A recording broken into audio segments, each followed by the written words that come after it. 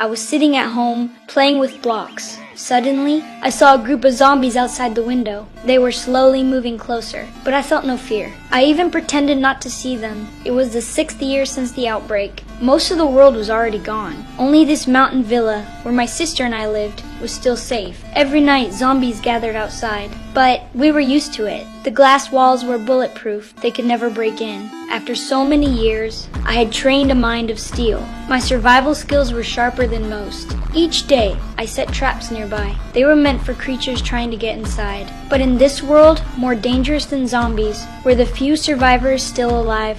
One day, a car stopped at our door. I grabbed my toy gun and walked out. I told them not to touch this villa. The man only laughed. He saw no threat at all. He just asked if my parents were home. I stayed silent. I only watched his every move. When he got no answer, he left. But he didn't know. The gun in my hand wasn't a toy. It was a modified tranquilizer gun.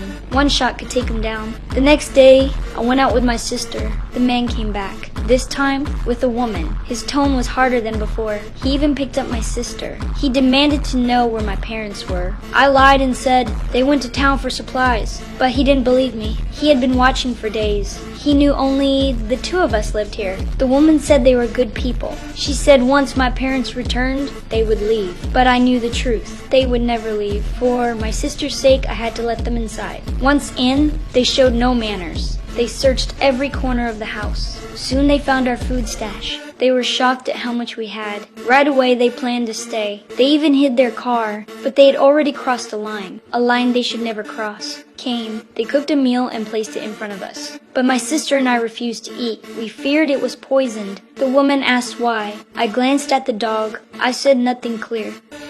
It will be over before you know it.